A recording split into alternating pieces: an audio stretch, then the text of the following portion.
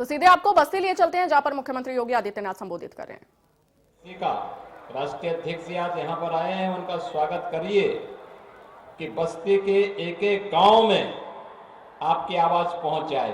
भारत माता की, दोनों हाथ उठा करके बोलेंगे थोड़ा, भारत माता की, भारत माता की, भारत माता की, वंदे वंदे वंदे। भारतीय जनता पार्टी के राष्ट्रीय अध्यक्ष आदरणीय श्री जगत प्रकाश नड्डा जी, उत्तर प्रदेश के कर्मठ अध्यक्ष माननीय चौधरी भूपेंद्र सिंह जी, संगठन महामंत्री श्री धर्मपाल जी, प्रदेश सरकार में मेरे सहयोगी मंत्रीगण, प्रभारी मंत्री राकेश सचान जी, प्रदेश सरकार के परिवहन मंत्री श्री दयाशंकर सिंह जी, खेल और युवा कल्याण विभाग के मंत्री गिरीश चंद्र यादव जी, इस कार्यक्रम के संयोजक और बस्ती के लोकप्रिय सांसद श्री हरीश द्विवेदी जी, क्षेत्रीय अध्यक्ष श्री सहजानंद राय जी, क्षेत्रीय प्रभारी श्री गोविंद नारायण शुक्ल जी, प्रदेश महामंत्री सुभाष यदुवंशी, जिला प्रभारी समीर सिंह जी, जिला अध्यक्ष विवेकानंद मिश्र जी, जिला पंचायत अध्यक्ष श्री संजय चौधरी जी, माननीय विधायक श्री अजय सिंह जी, पूर्व विधायक दयाराम चौधरी जी, रवि सोनकर जी,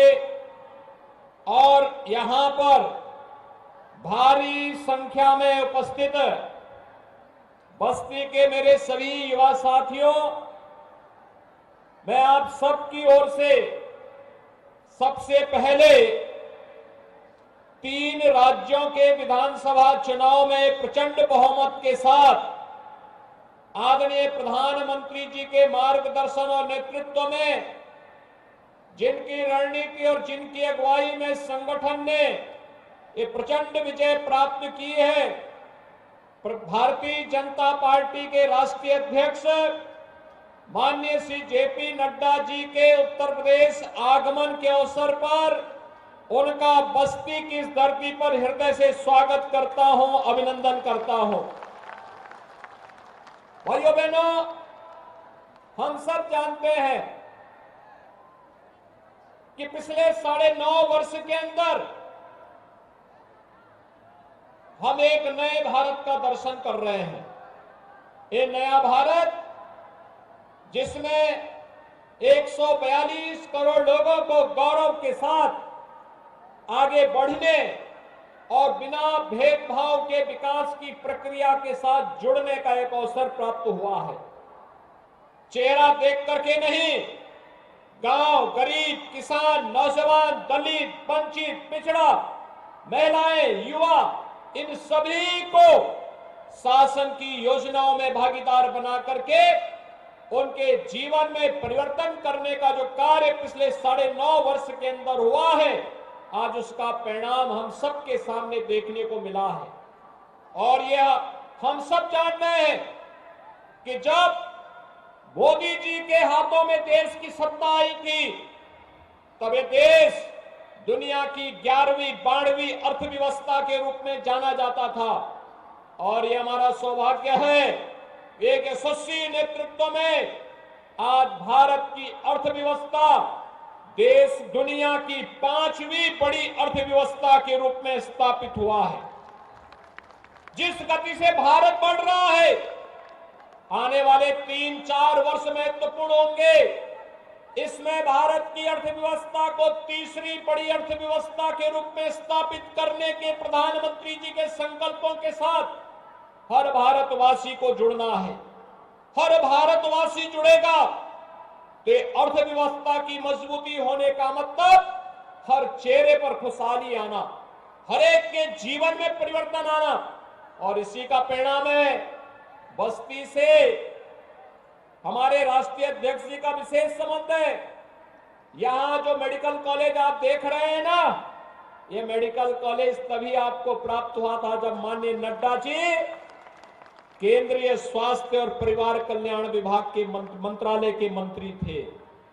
आप सोचिए, बस्ती में कोई मेडिकल कॉलेज की बात सोच सकता था, लेकिन भाइयों बहनों, गोरखपुर में एम्स हो या फिर बस्ती का मेडिकल कॉलेज, ये सभी नड्डा जी की देन है। और भाइयों बहनों, इसीलिए पूर्वी उत्तर प्रदेश के अंदर इंसेफ्लाइटिस की बीमारी के समाधान के लिए स्वास्थ्य और परिवार कल्याण मंत्री के रूप में उनका विजिट हुआ था। वे चिंतित थे, लेकिन साथ साथ उन्होंने प्रभावी कार्य योजना बनाई। और आज मुझे बताते हुए प्रसन्नता है कि अध्यक्ष जी, हम लोगों ने इंसेफ्लाइटिस को पूरी तरह समाप्त कर दिया है और प्रधानमंत्री मोदी जी के संकल्पों के अनुरूप यह बीमारी, जिसने 40 वर्ष में पूर्वी उत्तर प्रदेश के 50,000 बच्चों को निगल लिया था, आज उस बीमारी को हम पूरी तरह नियंत्रित करके उसका उन्मूलन कर चुके हैं। और इसमें प्रधानमंत्री मोदी जी के नेतृत्व में स्वास्थ्य मंत्री के रूप में आपके द्वारा दिए गए योगदान की महती भूमिका है। इस अवसर पर भी मैं आपका हृदय से स्वागत करता हूं, अभिनंदन करता हूं। भाइयों बहनों, एक खेल कूद महाकुंभ प्रत्येक संसदीय क्षेत्र में आयोजित हो रहे हैं।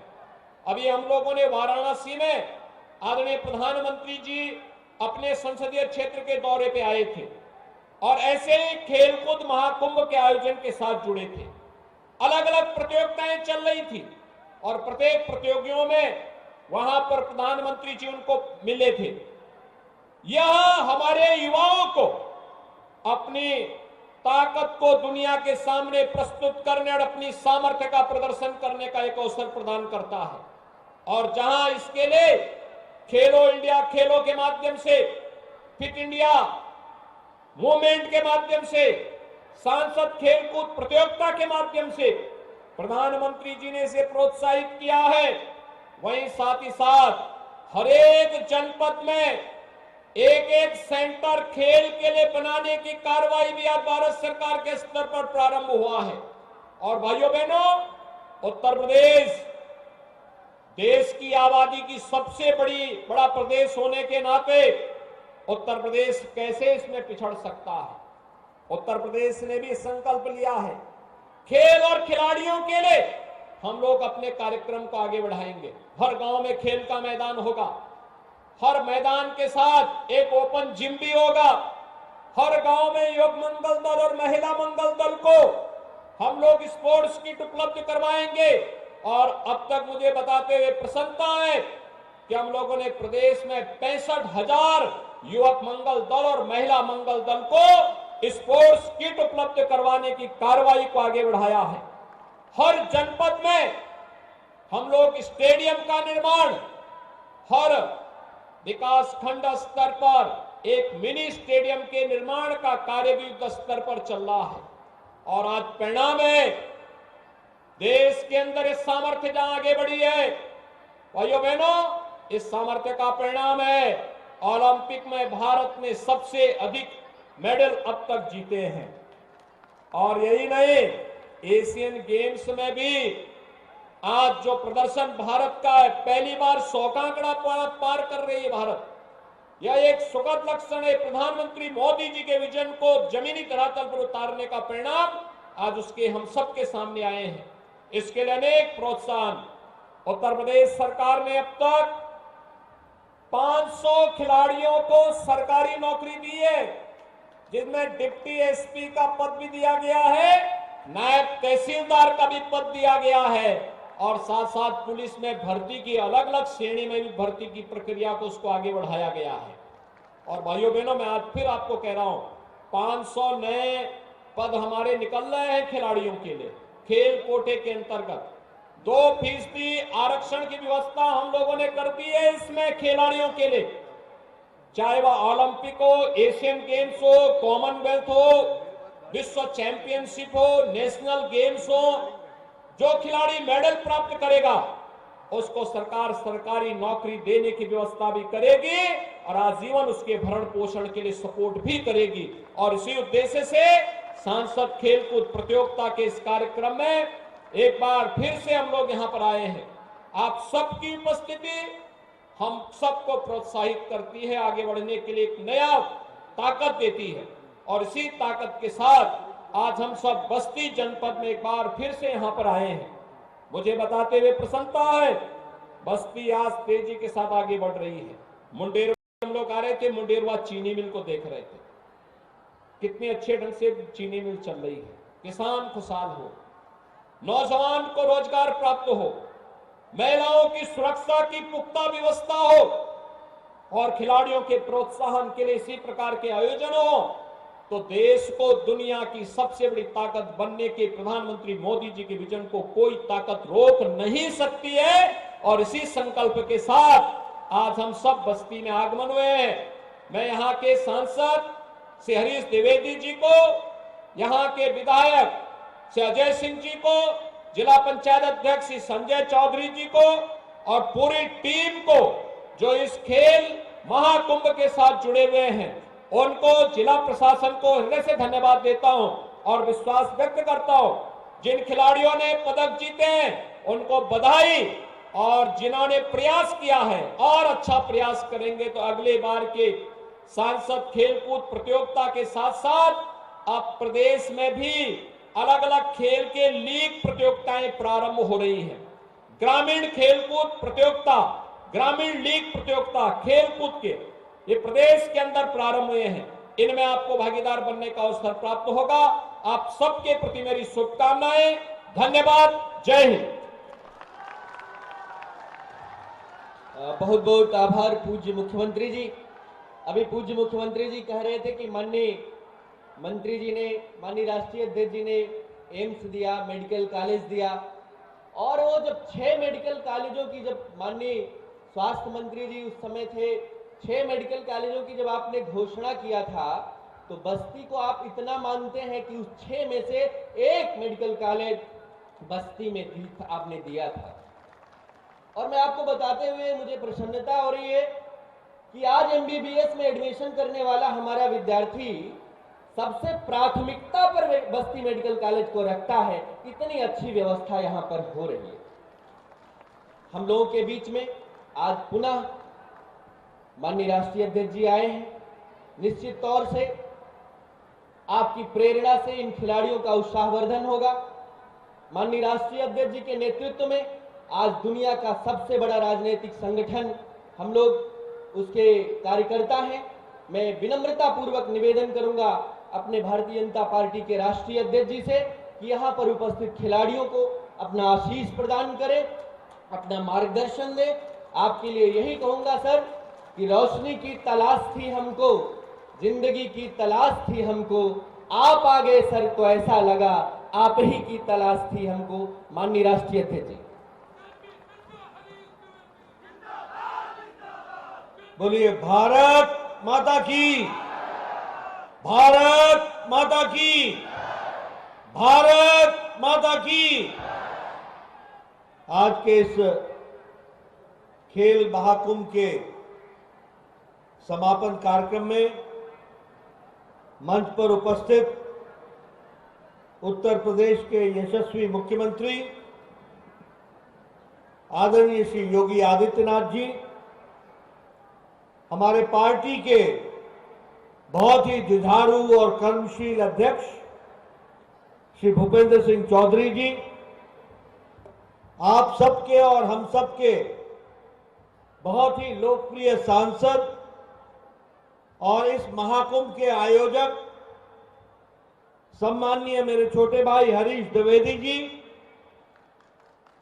हमारे प्रदेश के संगठन मंत्री धर्मपाल जी, क्षेत्रीय अध्यक्ष सहजानंद राम जी, हमारे यहाँ के प्रभारी मंत्री सच्चान जी, हमारे सभी वरिष्ठ मंत्रीगण, सांसदगण, विधायकगण, पार्टी के पदाधिकारी और बस्ती में इस महाकुंभ में एकत्र आए देवियों और सज्जनों और मेरे नौजवान खिलाड़ी साथियों और मीडिया के मेरे साथी, प्रिंट मीडिया और इलेक्ट्रॉनिक मीडिया के मेरे साथी,